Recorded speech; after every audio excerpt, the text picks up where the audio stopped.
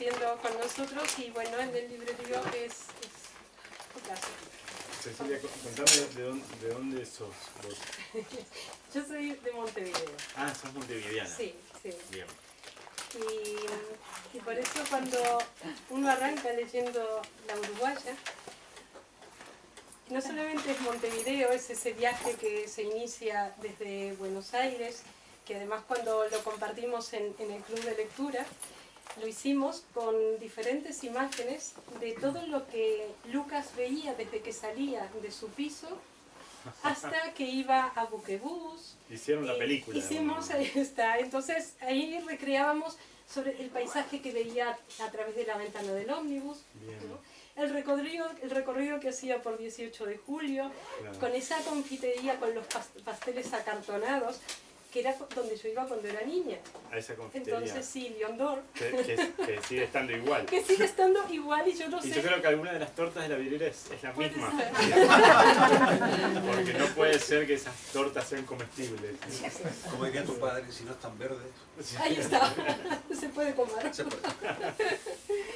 Entonces, bueno, en ese viaje, cuando vamos recorriendo y acompañando también ese viaje interior del protagonista, sí, bueno, yo creo que hay muchas cosas con las que nos identificamos.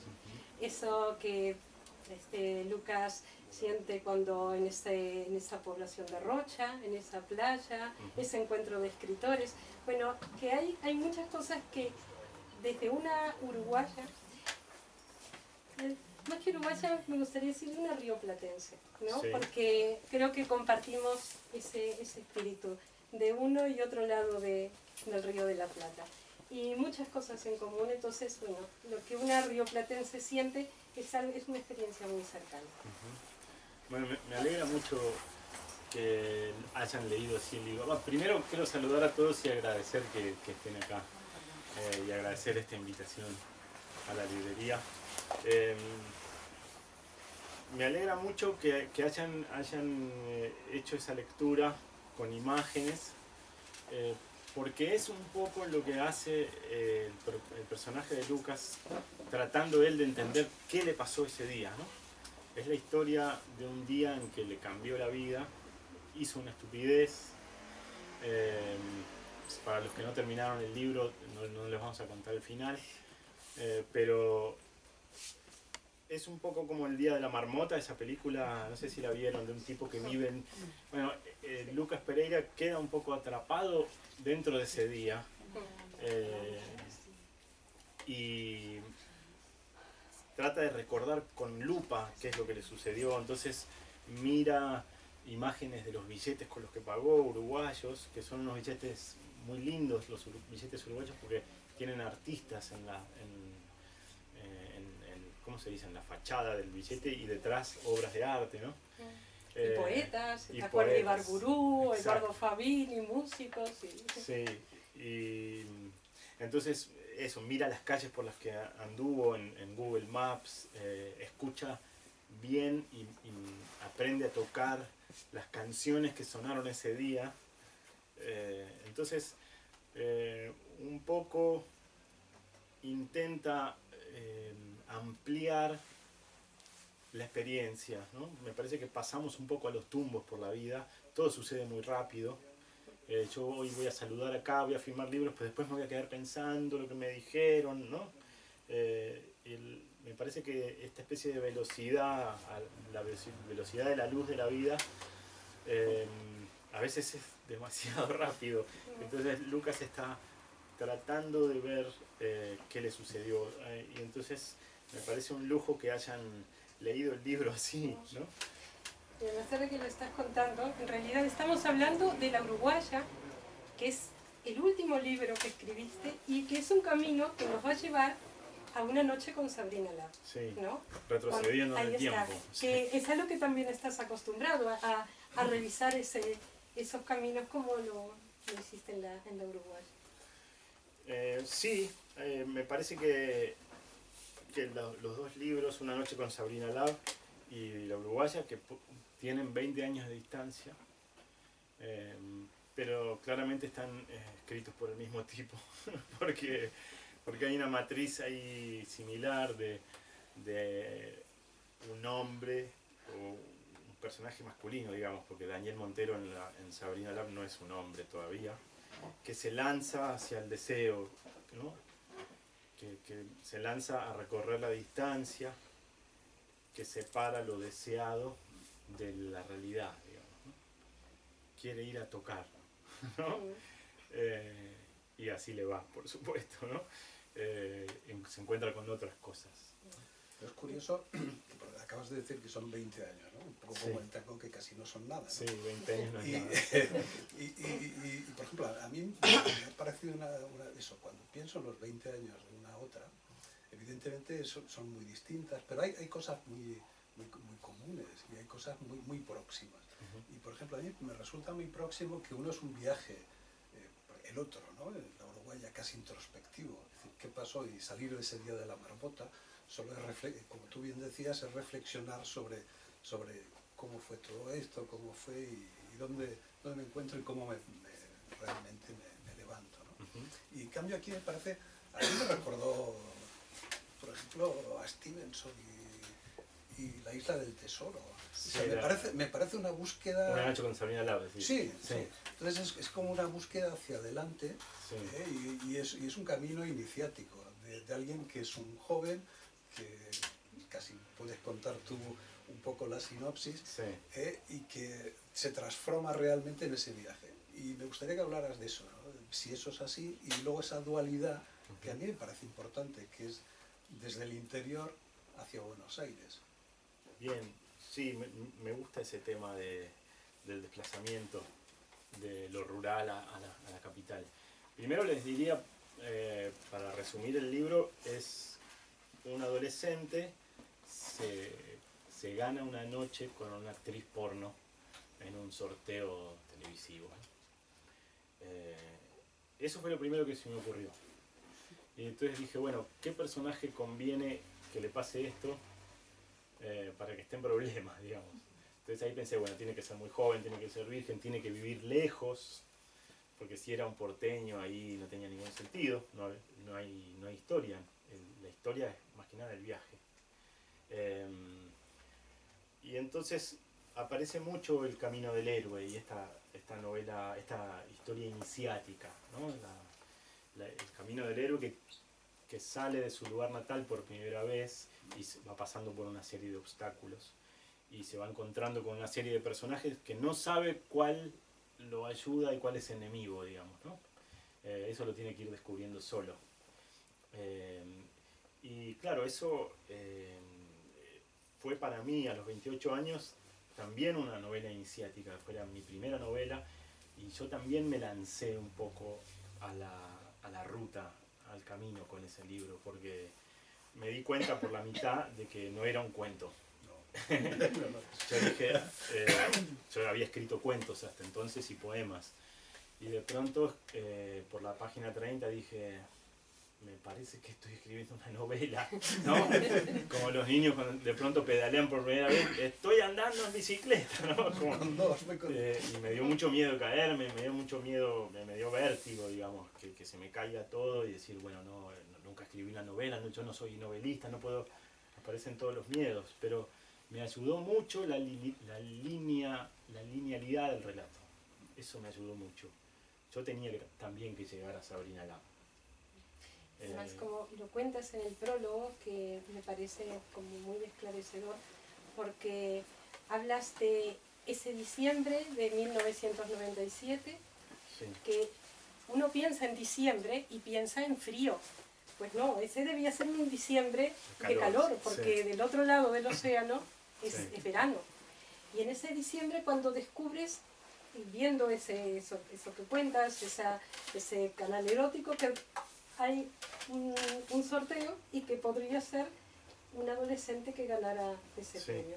Y escribes la novela, tus amigos te ayudan, te la corrigen, te hacen sus comentarios y creo que incluso uno de ellos es el que te trae las bases para el premio Clarín. Sí, exacto. ¿No? Entonces ahí te presentas al premio Clarín con un tribunal que, bueno, Bioy Casares, Rúa Bastos, Cabrera Infante, y cuando, yo un poco para que simplemente es el prólogo del libro, cuando vas a entregar los originales, ves que en un patio hay 800 originales, o sea que hay una probabilidad también muy pequeña de que si solamente jugara el azar, Sí. pudiera salir favorecido, como Claro. le pasa a Daniel.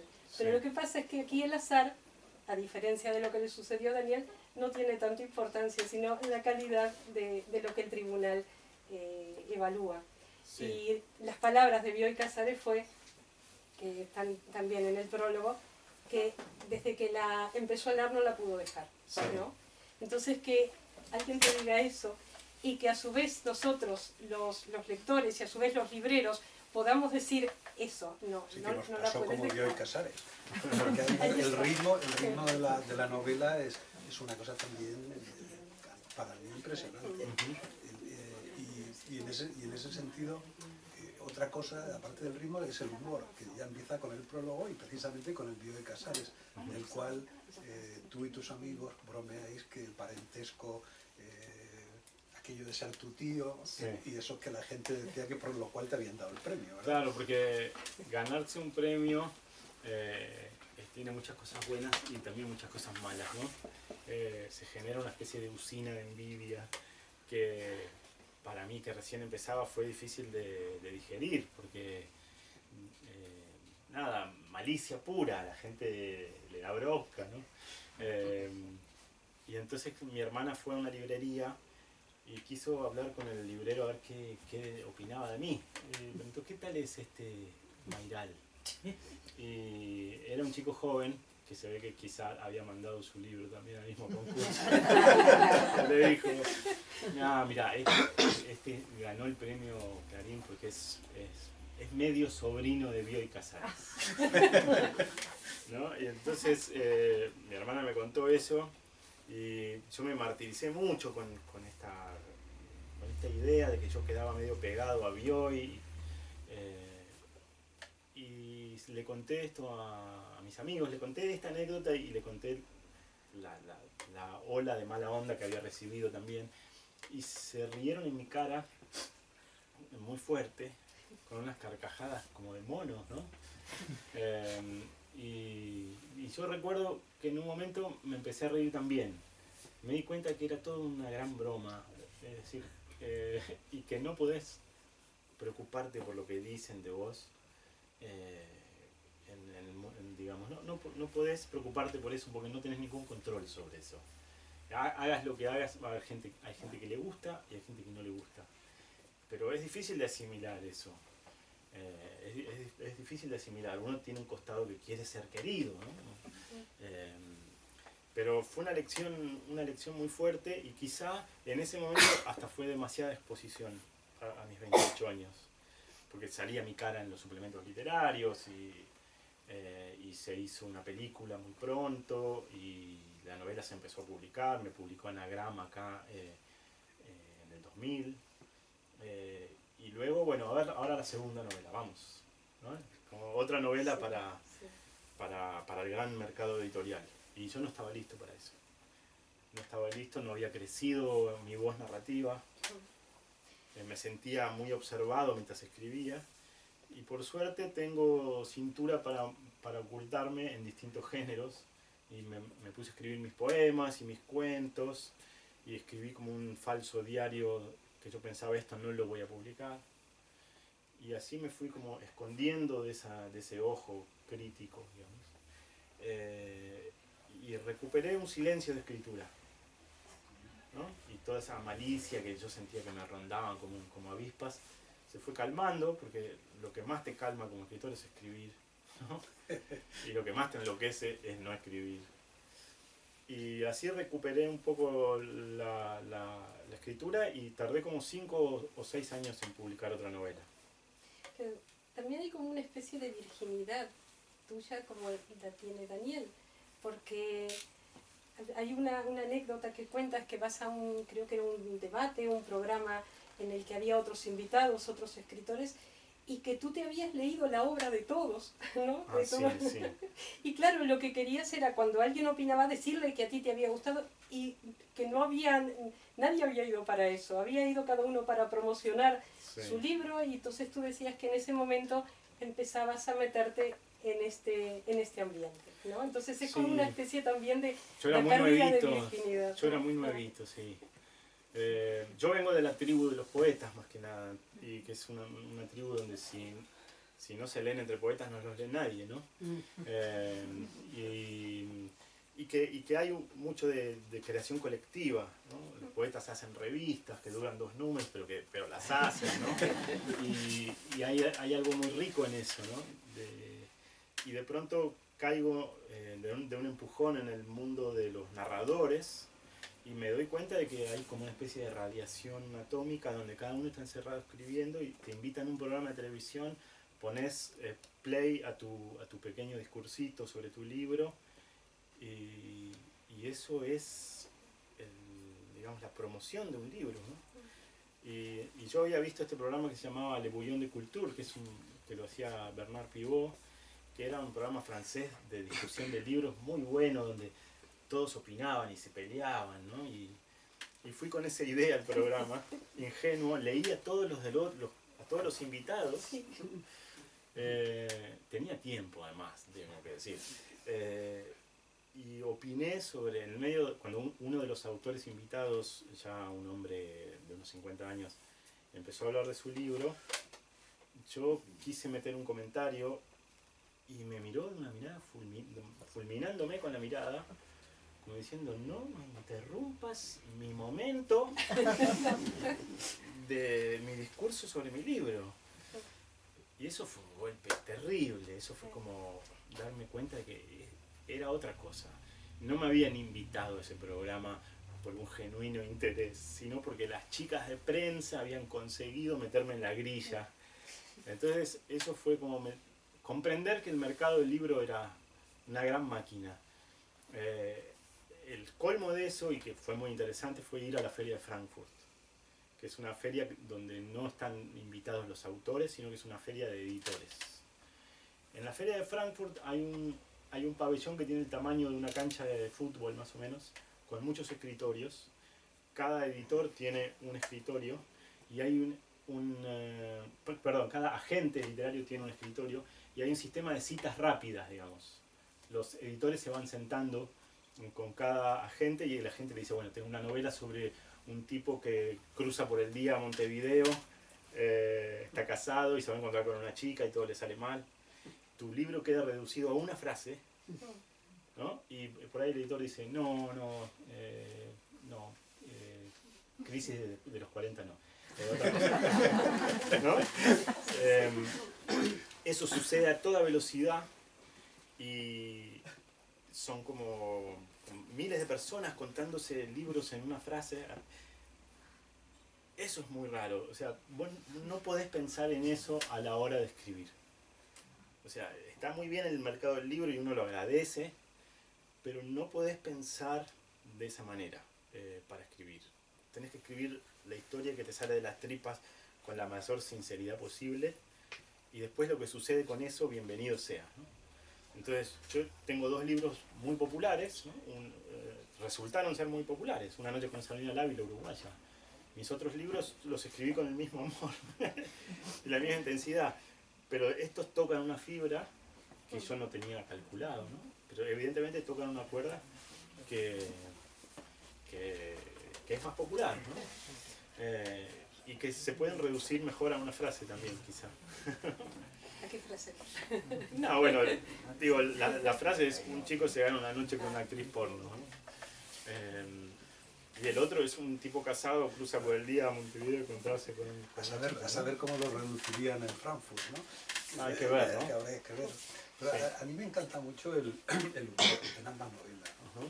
Pero, y además es un humor que coadyuva, que es penetrante, es un humor muy serio, ¿no? A mi modo de ver, es un humor tan serio como para hablar de eso, de cómo un personaje se desmorona, cuál es la relación con mi mujer, con mi hijo, o por ejemplo en el caso de Sabrina Love, para ver los límites que van pasando en cada caso de la ruta. A mí me sorprende mucho, creo que no desvelo nada, es cuando llega al límite de una carretera que nunca había traspasado, y y además donde había habido un accidente muy brutal en su familia, ¿no? Sí. Pasar ese límite ya me parece, además esa parte me parece muy lírica y muy tremenda, ¿no? Y en ese sentido hay muchas situaciones de humor que nosotros valoramos. No sé, antes decías que los españoles, pero yo en ese sentido los españoles tenemos mucho humor, a veces muy negro, pero en literatura aquí somos muy serios también. O sea, con lo cual me encanta tu novela doblemente porque creo que choca contra ciertos cánones en este país donde el humor se suele menos valorar un poco. Y además, eso, en tu caso me parece un humor de penetración fantástico. Bueno, me alegra que te parezca eso. La verdad es que me doy cuenta que los escritores le tienen un poco de miedo al humor. Tienen miedo de ser catalogados como humoristas. Y lo humorístico siempre está como en un sector de las librerías medio fuera, ¿no? No es literatura. Hay un escritor muy bueno en Argentina que se llama Fontana Rosa. Sí. Es excelente escritor. Y lo que pasa es que él además, era humorista gráfico. Y entonces eso lo colocó siempre como en un lugar un poco desvirtuado. Y tiene muchos cuentos que son buenísimos, literariamente muy buenos. Yo creo que no hay que tenerle miedo al humor. De todas maneras, yo me doy cuenta que no me hago el gracioso, sino que muestro situaciones que terminan provocando gracia porque son un poquito tragicómicas, ¿no?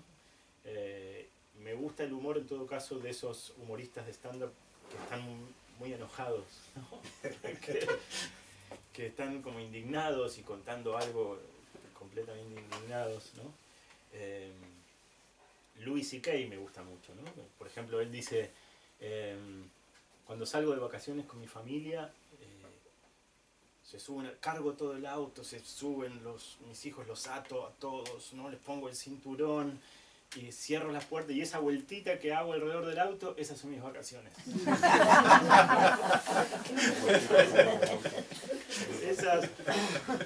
A mí me gusta instalarme en ese lugar. Que no me la interrumpa nadie, ¿no? Sí, que nadie me interrumpa esa vueltita antes de subirme me gusta instalarme en ese lugar de queja. Es como una especie de queja que termina siendo un poco un análisis de la vida, que es hacer un paso al costado para salvarme, porque el humor siempre me ha salvado, la verdad. O sea, si no fuera por la capacidad de reírme, no estaría acá. O sea, el humor es en los momentos más horrendos hacer un pasito al costado y decir, no puedo creer que me esté pasando esto. Estoy en la cola de este McDonald's hace 20 minutos, ¿no? ¿Qué es este mundo horrendo? Si yo tuviera una metralleta acá me trazo a todos, ¿no? Entonces, a mí me pasa en Ikea, tenemos aquí una cosa sueca. En Ikea, Solo no ir. sí, hay lugares que son donde sentís que estás en el corazón de la burguesía. Nosotros tenemos el Easy Home Center, que es como un Ikea donde vas con el centímetro a medir a ver si te entra el lavarropas en ese lugarcito que tenés en tu casa, así, tus centímetros cuadrados de vida pequeña, ¿no? Bueno, a mí me parece que todas esas situaciones, si uno logra sacarles el jugo y mostrar que a pesar de todo las estás haciendo, que estás haciendo el esfuerzo, mostrás la resignación que hay en eso, pero en el fondo que hay un gran amor, que hay un cariño, ¿no?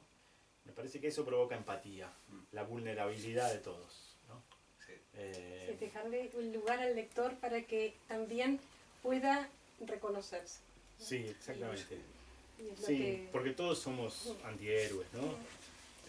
Todos somos personas que en algún momento nos dimos cuenta que no podíamos volar. Entonces, me parece que vincularse con ese lugar de vulnerabilidad y el deseo que atraviesa las novelas te mete en un lugar muy vulnerable, ¿no? Ambos protagonistas lo tienen. Sí, los trato medio mal, sí. Los hago pasar por situaciones horrendas. Pero bueno, de eso se trata la literatura, ¿no?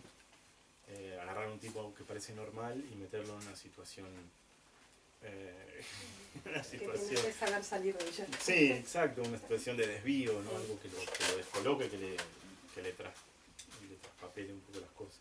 Oye, perdón. Que en Una noche con Sabrina Lab está escrito en tercera persona, con diálogos, y eso le da una distancia. Pero ya cuando vas a la uruguaya, 20 años después, o un poco menos, está escrito en primera persona. Sí. Y eso, ¿por qué ese cambio? ¿Cómo te salió naturalmente? ¿Cómo lo llegaste a él? Yo creo que me siento más cerca de Lucas Pereira, del Uruguaya, que de Daniel Montero. En todo caso, Daniel Montero parecía un poco para mí como un hermano menor, ¿no? Por eso quizá esa tercera persona. La tercera persona es muy linda de usar porque hay momentos donde desapareces por completo y se vuelve como que la cámara mira de lejos, ¿no? Y el narrador, podés desaparecer como narrador. Aparece como una especie de descripción objetiva de lo que está pasando. Caminó por acá, pasaba un pájaro, pasaron los autos y el lector se olvida un poco del escritor, digamos, del autor. Me parece lindo eso porque la primera persona, contrariamente, a veces es un poco invasiva. Está ahí presente, está metida, ¿no? Y entonces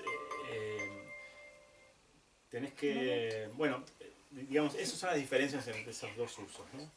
La primera persona es muy confesional y estás como metido en el cerebro de alguien. Y yo quise aprovechar eso, ya que se van a meter en el cerebro de este tipo. Bueno, miren lo mal que le está pasando y vamos a contar todo. El tipo habla de cosas que no se puede hablar, ¿no? No se habla de infidelidad, no se habla de dinero, no se habla del terror que uno tiene a los hijos, de tener hijos, ¿no? Es como si de alguna manera él habló a la noche dormido, ¿no? La mujer le dice, hablaste dormido. Y es como, una amiga me dijo esto, es como si nunca dejara de hablar dormido. Todo el tiempo está diciendo cosas sin filtro que no se pueden decir. Y yo me di cuenta en un momento que esa primera persona iba a funcionar en la medida que yo fuera hasta el fondo con eso. O sea, va todo. No hay nada que no entre en el plano, en este plano. No hay zona oscura, ni cono de sombra. O sea, tengo que jugármela entero, ¿no? Por completo. Y por eso la primera persona que lo hecho fue mi mujer, ¿no? Y me senté al lado de ella a ver cómo iba reaccionando y me dijo, andate para allá porque no me soportaba más. Y yo estaba medio cerca para que no tome mucho envión el golpe, ¿no? Pero le gustó mucho el libro. Lo primero que me dijo fue, perdón que diga esto, fue hijo de puta, me pasaban los misiles a 5 centímetros. Porque usé un montón de cosas propias, personales, y también inventé otras, ¿no? Pero claro, de golpe fue como una exposición muy grande usar eso. Ella de todas maneras me conoció, ya era escritor, o sea que sabe que yo hago eso, que es como tener un espía en tu casa que dice, esto lo voy a usar, ¿no? En medio de una discusión yo digo, esto es muy bueno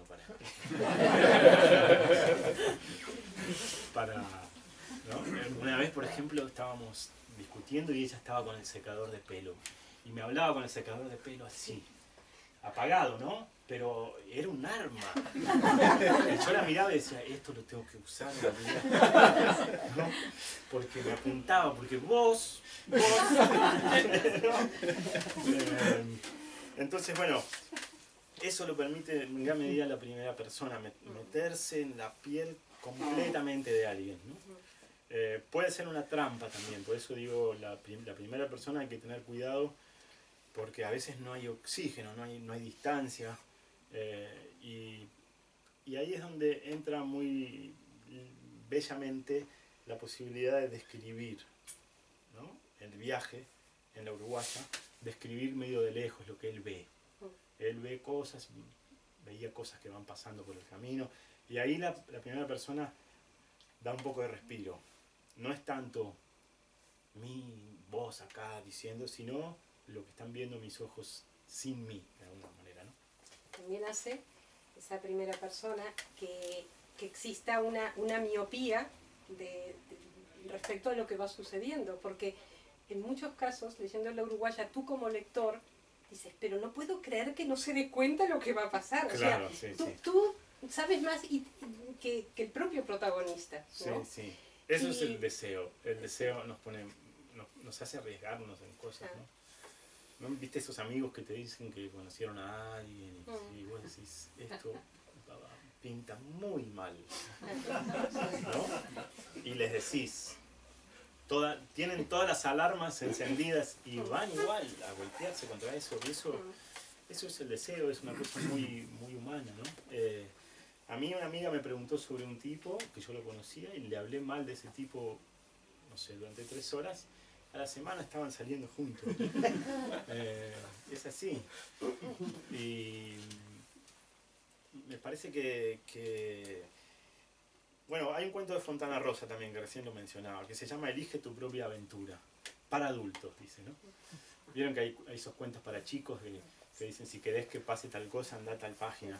Bueno, este es un tipo que está de viaje de negocios, va a un bar a la noche y piensa, hay 3 mujeres y piensa cuál le voy a hablar, ¿no? Entonces dice, si querés que le hable a la pelirroja, anda a la página tal. Y después por curiosidad lees todas las historias, a ver, y todas terminan mal. El tipo termina apaleado y metido en unas situaciones horrendas en las 3 historias, porque justamente entra en la vulnerabilidad del deseoso, del enamorado, o lo que sea, ¿no? El deseo te mete en situaciones raras, ¿no? ¿Viste? Es la gente que de golpe va a patinar, porque el chico que les gusta patina, o la chica que les gusta patina. Los ves patina. con cascos y patines, o chicas que acompañan a un hombre a la cancha de fútbol. Es muy literario eso, es muy efectivo narrativamente. Todos nos volvemos una pequeña novela en el momento que nos volcamos hacia el deseo, ¿no? Por supuesto que muchas veces sale bien, ¿no? Pero cuando sale mal es muy divertido, ¿no? Y permite escribir. Hay un cuento, ¿no? Pues hay también como, creo que tiene mucho que ver con el espíritu rioplatense, porque eso es tanto argentino como uruguayo, que es el psicoanálisis, ¿no? Ajá. Y ya desde la primera página, estoy hablando de la uruguaya, está la culpa. Y el beso de Judas, ¿no? Sí, el traidor. Y ahí está. Y luego hablar en sueños, cometer algún acto fallido, como dejar el correo abierto, ¿no? Sí. Entonces, y bueno, y después todo el proceso reflexivo, que es como ese cuestionamiento permanente, todo lo de la pareja, definirlo, ese monstruo de 2 cabezas, ¿no? O sea, y son cosas que a veces a través de la lectura te permite poner en palabras cosas o temores que uno tiene. Entonces digo que es una buena vía para poder dar no solamente al escritor, sino también a los lectores. Sí, yo me doy cuenta que el libro, por ejemplo, la frase más citada del libro en Instagram y en Twitter y demás, que fue la primera vez para mí que pude ver la recepción de un libro en tiempo real. Eso fue bastante extraño, con mis libros anteriores no. En redes sociales pude ver cómo la gente lo leía, lo comentaba y el modo en que iba siendo recibido el libro. Eso fue muy extraño, muy, muy interesante, y de hecho por momentos tuve que apagar un poco porque era como escuchar las conversaciones de la gente acerca del libro, ¿no? A lo que iba, la frase más citada del libro es esto de: si no podés con la vida, probá con la vidita, dice en un momento, ¿no? Resultó ser un poco como de autoayuda eso. Para mí es un libro de autodestrucción, pero parece que hay un costado de autoayuda en eso. Bienvenido sea, ¿no? Pero bueno, Sí, no me acuerdo qué era la pregunta. Estoy pensando que no sé si había preguntas. Tengo una pregunta para ustedes. Mencionás que es muy rioplatense el psicoanálisis. ¿Acá no existe tanto el psicoanálisis o la terapia? Eso? Sí, bueno, lo que pasa es que yo no sé, estoy hablando sin No. pero es más freudiano. Yo creo que existe menos y es más. Yo para mí era una introspección, una cosa interna, no necesitaba nadie más que el protagonista. Sí. Yo en eso no coincido, por ejemplo, con Cecilia, que hay claves psicoanalistas. Por ejemplo, yo como lector, que tengo eso, a veces la libertad de agarrarlo y de leerlo a mi modo, ¿no? Sí. Es lo que decías antes, ¿no? Por ejemplo, cuando decías lo del este encuentro con los demás, que tú habías leído todo y que los demás no habían leído y que seguían fijos. El libro también tiene una parte, que es que cuando lo acabáis de leer es una bendición para cualquier lector, ¿no? Y de repente es algo que encuentra, por ejemplo, yo creo que aquí habrá muchas personas que hayan leído los dos libros y que podemos aprovechar para decir que podéis hacer cualquier pregunta en cualquier momento y así el diálogo se amplía y es mayor. Pero que seguro que lo que decía ahora Cecilia de la cuestión del psicoanálisis presente, yo no lo pongo en duda, pero yo, por ejemplo, claro, con mis referencias para mí no lo es tanto, ¿no? Claro, para ser el Río de la Plata, yo creo que la densidad de personas psicoanalizadas, ¿no? es muy alta y en relación mucho mayor que aquí. Sí, sí. Podría ser una variable demográfica también. Igual no nos hace más felices eso en Río de la Plata. Pues a los psicoanalistas sí. A los psicoanalistas viven de eso. Pero acá tienen las cañitas y las tapas, ¿no? Yo me doy cuenta que hay una cultura muy linda acá de juntarse y contarse cosas y emborracharse un poco. Me parece que hay como una terapia colectiva. Me parece, ¿no? Que es muy agradable. Los argentinos nos juntamos y nos peleamos un poco. Ahí se pone áspero a veces, a pesar de todo nuestro psicoanálisis, ¿no? Sí, bueno. Estoy haciendo una generalización, pero bueno. Yo creo que hay de todo, ¿no? Y que aquí nosotros, digo, particularmente aquí en este espacio tenemos una muy buena comunicación y también pensamos que hacer que sea extensiva a lo que nos rodean. Y en Argentina y Uruguay creo que también se da, que habrá también un poco más recelosos o más cuidados de lo propio, de su amor propio y de su ego, pero también existe un espíritu solidario y entre argentinos y uruguayos también, a pesar que mucha gente diga que no. Sí, los argentinos queremos a los uruguayos, pero los uruguayos no nos quieren tanto a los argentinos. De hecho, cuando juega Argentina y Brasil, los uruguayos quieren que gane Brasil. Es así. Pues, sí, puede Es ser. así. O sea, no estoy hablando por mí, sino Pero, que puede ser que pero exista Cecilia es una excepción. Sí, Cecilia os quiere. No es una uruguaya típica. No, pero Incluso si jugáis con Brasil, quiere que ganéis. Lo interesante es que esa especie de rivalidad o lo que sea, en el momento que haces un cara a cara con una persona, desaparece por completo, ¿no? Es como una primera fachada que después... yo tengo mucho más que ver como porteño con un montevideano que con un salteño. ¿En serio? Yo quería preguntarte por eso, y perdona que te interrumpa, porque a mí me llamó mucho la atención y aprovecho para agradecerte el libro que me hizo pasar varios momentos formidables. Me llamó mucho la atención esa descripción que hace Lucas, ¿no? De Montevideo y de Uruguay como un país tan amable, ¿no? Uno tiene la sensación de que los porteños y los montevideos, los uruguayos son todo lo mismo, ¿no? O sea, a ambos lados del Río de la Plata. Me llamó mucho la atención esa descripción que hace como de Uruguay como un país mucho más amable, Montevideo una ciudad más tranquila, con menos crimen, aunque luego ya sé de lo que pasa, pero bueno. Y quería preguntarte si realmente... Porque muere el protagonista, que es lo que no Y realmente quería preguntarte si es así. Mirá, tengo entendido que hay como un paralelismo acá con Portugal un poco. La gente cruza Portugal y van de vacaciones y lo sienten como un lugar donde es similar pero es distinto, ¿no? Vamos a hablar de qué le pasa a los porteños, no sé al resto de los argentinos, pero el porteño cruza a Uruguay generalmente de vacaciones. Entonces ya eso lo mete en otra frecuencia. La Argentina está un poco áspera, digamos, hay situaciones bastante agresivas. No digo todo el tiempo, pero la calle puede ser agresiva. Hay un constante bombardeo de las noticias con respecto a la inseguridad. Podés pasar mucho tiempo sin que te pase nada por la calle, pero por las noticias te llegan todo el tiempo hechos de inseguridad. Entonces estás con la guardia medio alta y cruzás a Uruguay y bajás la guardia y nos metemos en un mito medio sonso de que es el paisito, de que todos son buenos, ¿no? Y se puede fumar marihuana por la calle, legalmente, ¿no? Y un montón de cosas un poco ingenuas con respecto a Uruguay. Yo me di cuenta de eso un día que un uruguayo me dijo, en un congreso literario, me dijo: ¿vos también pensás que los uruguayos somos todos buenos y que este es el paisito, como una provincia de Argentina? Lo dijo con un filo. Y yo pensé ahí, mirá esto, pensé, ¿no? Pensé, ahí hay algo en esa pregunta que me hizo.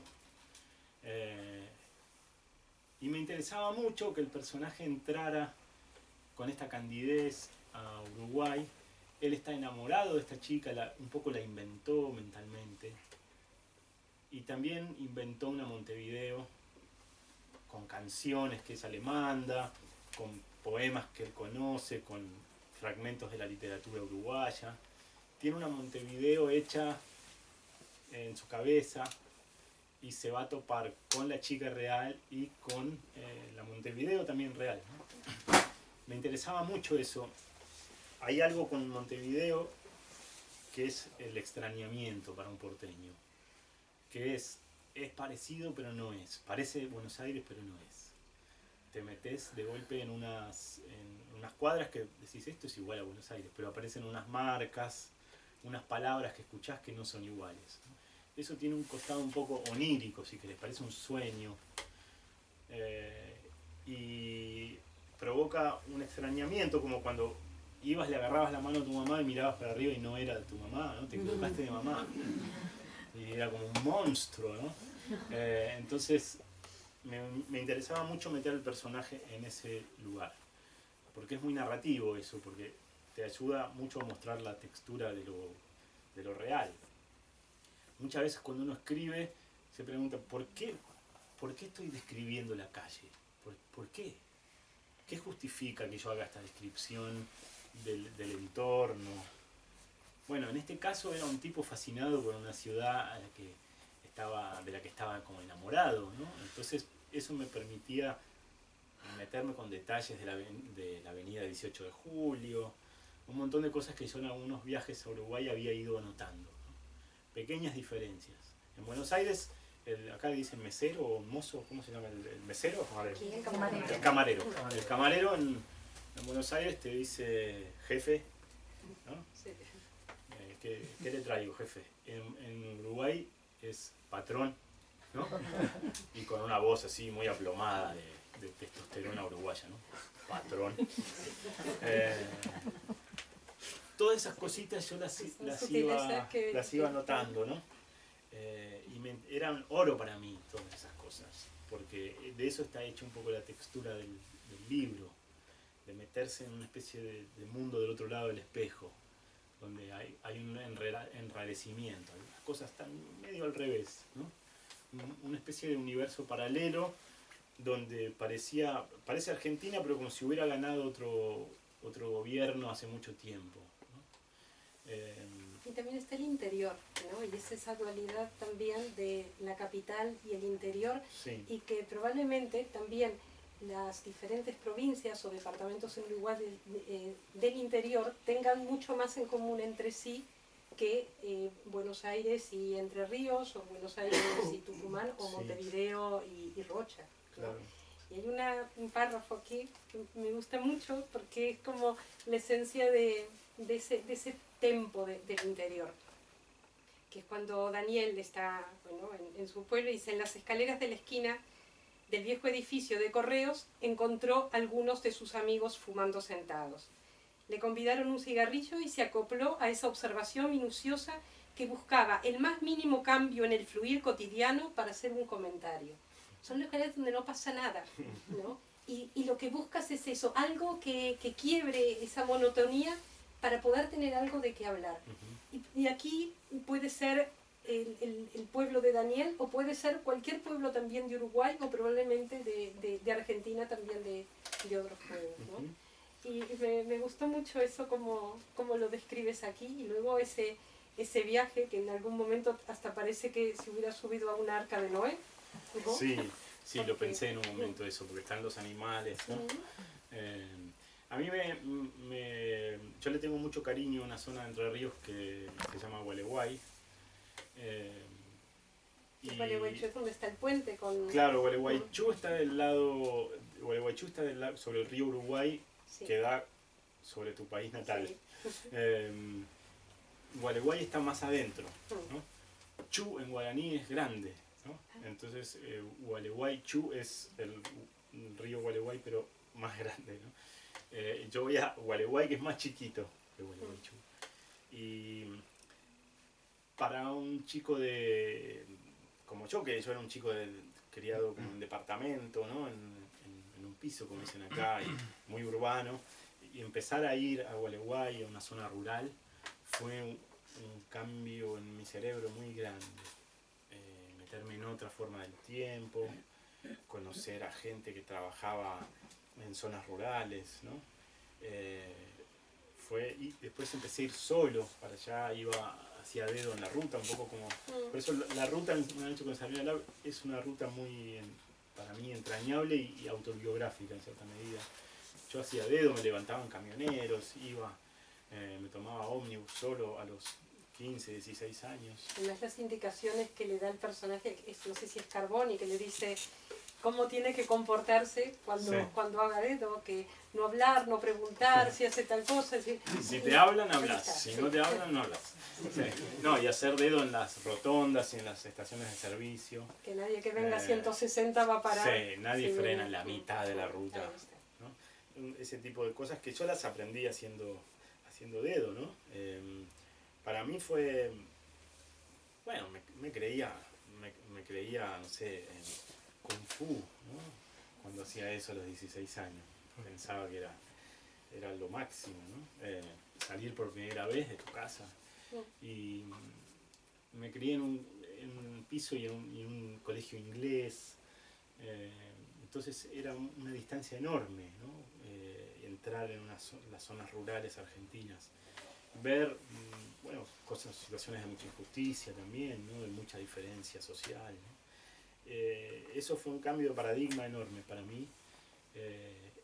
Y creo que está en parte cierta mirada de cariño con respecto a la provincia, está metida en la primera parte del libro, y después el deslumbramiento con la ciudad de ese personaje cuando llega a Buenos Aires, ¿no?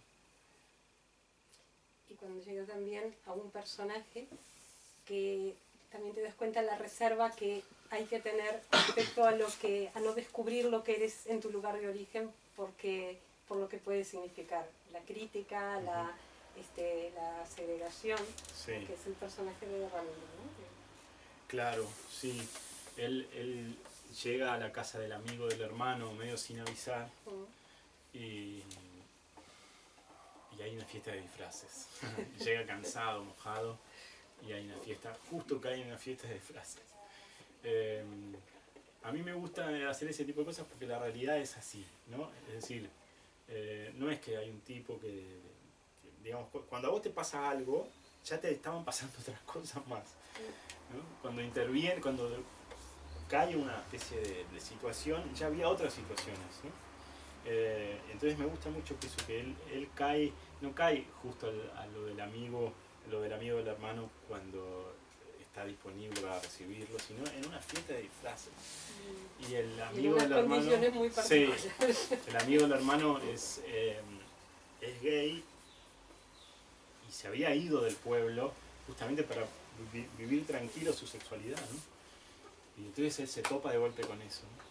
Y eso fue algo que en la facultad, cuando yo estudié letras, muchos de mis amigos eran del interior del país y fueron manifestando su sexualidad, ¿no? Muchos resultaron ser gay o fueron descubriendo que eran gays en Buenos Aires. El anonimato de la gran ciudad les permitió poder ser más libres, ¿no?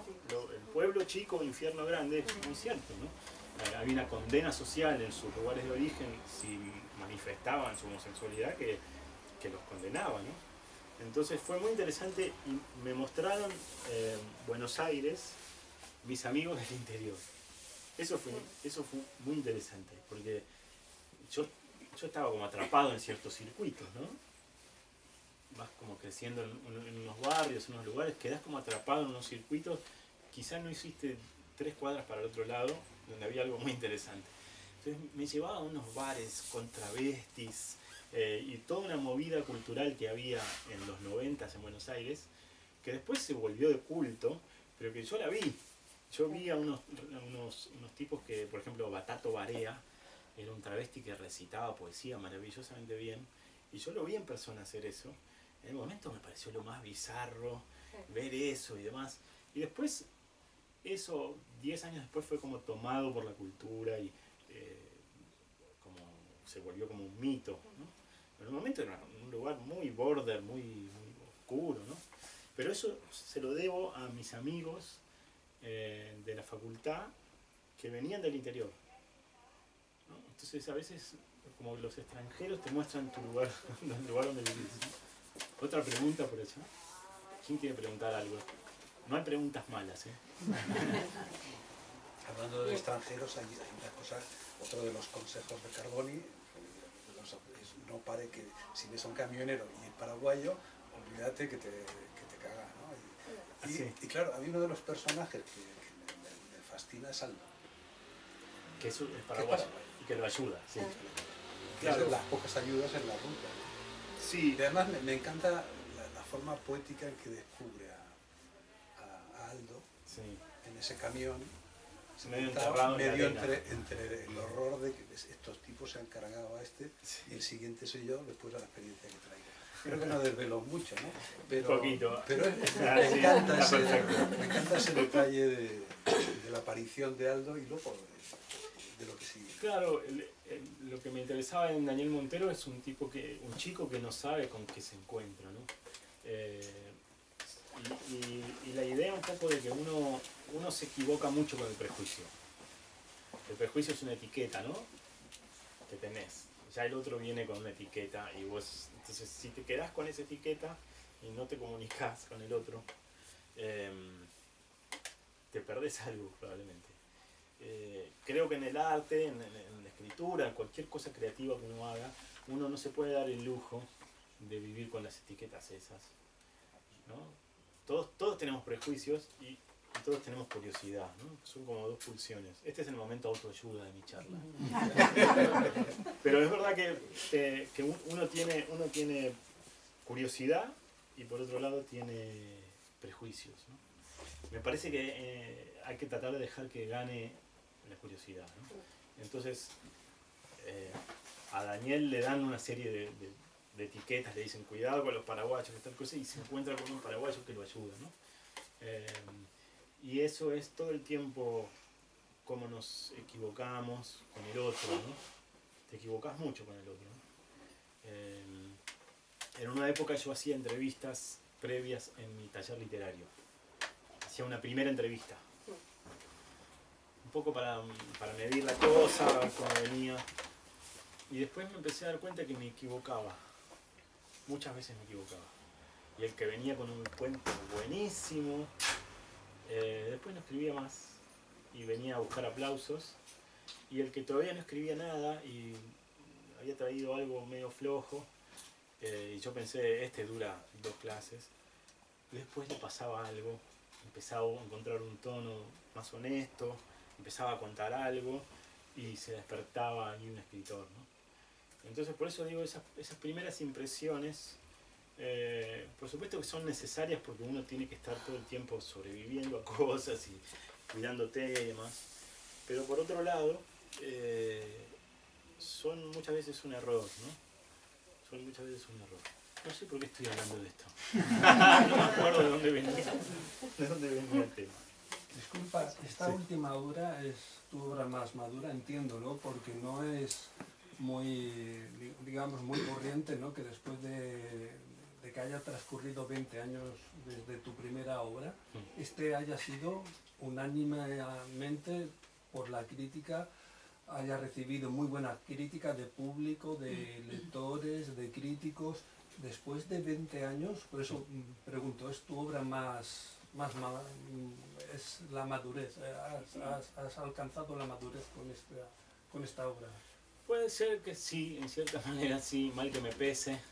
El Peter Pan se va envejeciendo. Sí, yo creo que en esta novela no le estoy tratando de demostrar nada a nadie. Creo que en otras novelas por ahí sí. Estoy tratando de demostrar algo, ¿no? Pero en la uruguaya no siento que no tenía nada que perder.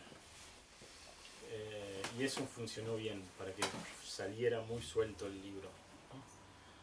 Que saliera suelto también el tono del libro, ¿no? Me parece que me llevó mucho tiempo desarrollar ese tono.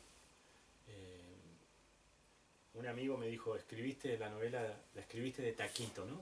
Hacer algo de taquito, no sé si existe esa expresión acá, que es como hacer algo, es un golpe del fútbol que es pegarle con el taco a la pelota. Es como un pequeño lujo, ¿no? Hacer algo como con mucha facilidad. Y yo pensé, sí, es verdad, pero ese taquito me llevó 10 años de práctica.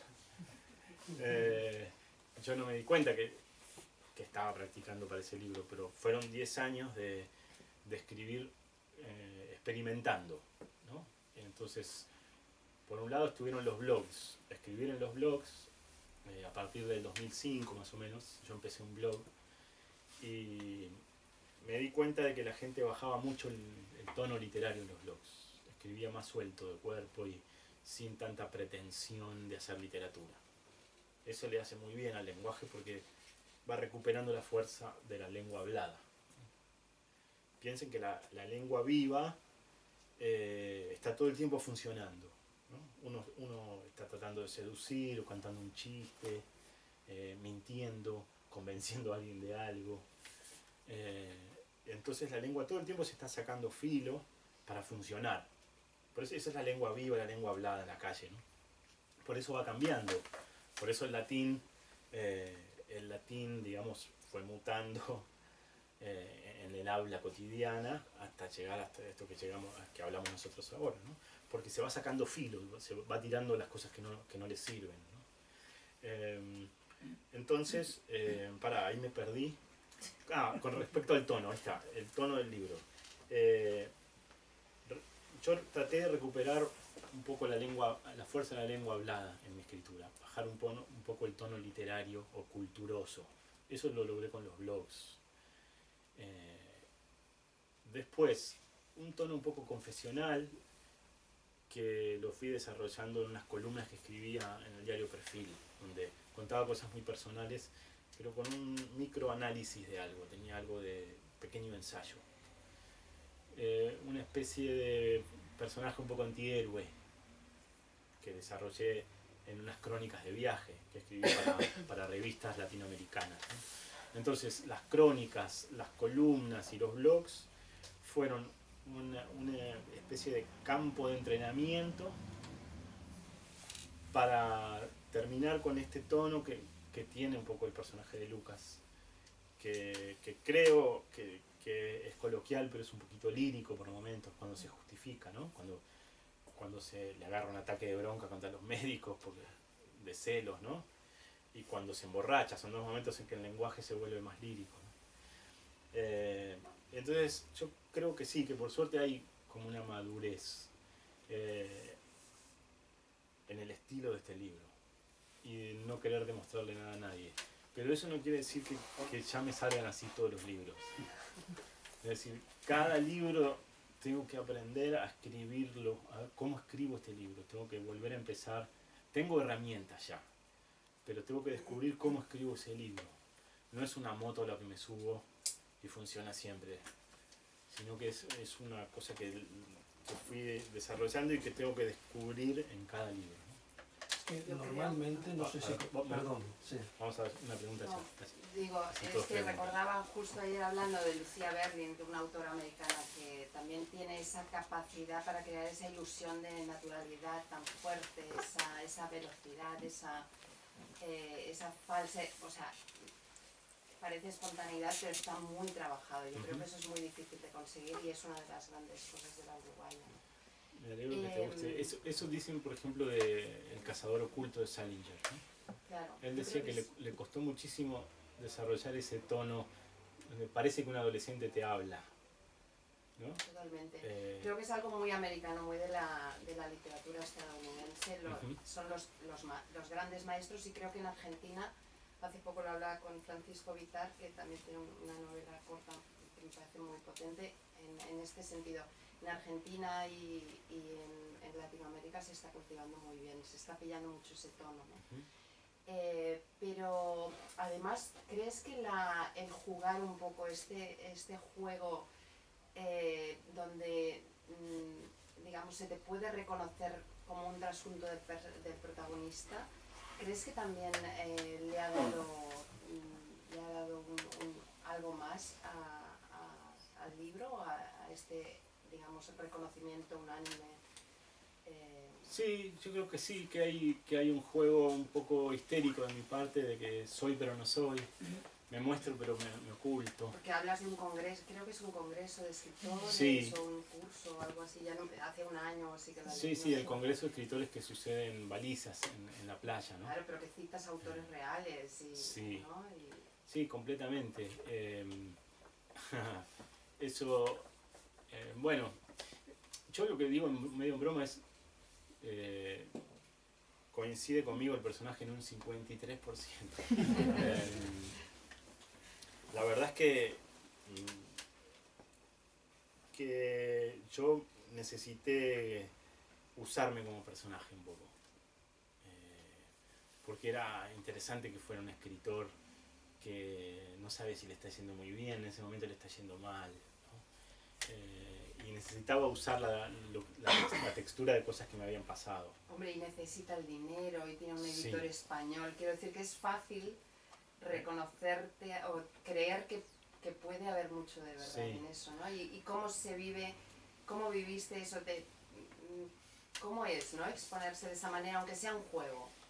Mirá, es mi pregunta en realidad. Sí, es un poquito un arma de doble filo. Por un lado lo aproveché, después familiarmente me trajo algunos problemas. Esto no sé si lo conté hoy acá, pero les conté lo del asado que tuve que hacer. No. Tuve que hacer un asado familiar para, como desagravio, digamos, para demostrar con mi mujer que no estábamos separados. Porque claramente mi familia tomó el libro como al pie de la letra, todo, ¿no? Yo toco el ukelele y mi hermana me dijo, tenía que tocar el ukelele. Y de todas maneras, me parece que el lector te inventa siempre como autor, ¿no? Uno inventa al lector cuando lo lee. Mi mamá tenía en la mesa de luz la foto de Albert Camus, ¿no? Medio enamorada de Camus, ¿no? Y yo estoy seguro que ese Camus era distinto a mi Camus, digamos, ¿no? Seguramente el de ella estaba atravesado por el existencialismo, el mayo francés, ¿no? Un montón de cosas que hacían a una figura quizás hasta un poquito erotizada, ¿no? Porque además le parecía muy guapo. Pensé que mi mamá estaba inventando un Camus de ella, ¿no? Y creo que eso le pasa a todos, nos pasa a todos cuando leemos. Estamos leyendo un libro y estamos como infiriendo al autor, como esto le habrá pasado, esto pareciera que le pasó, ¿no? y tenés un poco de información de solapa y leíste algo y viste algo en algún lado y entonces vas armando un escritor, ¿no? En tu cabeza. Eso es totalmente legítimo y ese costado chismoso de uno como lector de ver esto le habrá pasado o no es totalmente válido, me parece, y es parte del juego literario. Entonces yo lo aproveché en este libro, lo aproveché completamente y me parece que yo mato el libro si le paso un resaltador fluorescente a las partes que esto es verdad, esto es inventado, esto es verdad. Me parece que es necesario para mí crear una verdad literaria. Entonces yo trabajo con la experiencia y con en la periferia de la experiencia, ¿no? Eso es parte de mi material de escritor. Es decir, lo que me pasó, pero también lo que casi me pasó, lo que me podría haber pasado, lo que tenía miedo de que me pasara, lo que tenía ganas de que me pasara, ¿no? Entonces ahí es como un borde de abanicos de posibilidades de tu vida, como cosas que estaban ahí muy cerca, que yo uso para escribir. Entonces si estoy cruzando la calle y casi me piso un auto, bueno, a mi personaje lo pasa por arriba, ¿no? A eso me refiero con usar el borde de la experiencia. Para un escritor o una escritora, sus sueños, sus deseos y sus miedos son su material también, son su propia experiencia. Sí, yo creo que siempre los escritores, siempre en mayor o menor medida, hablan de sí mismos, ¿no? Sí. Pero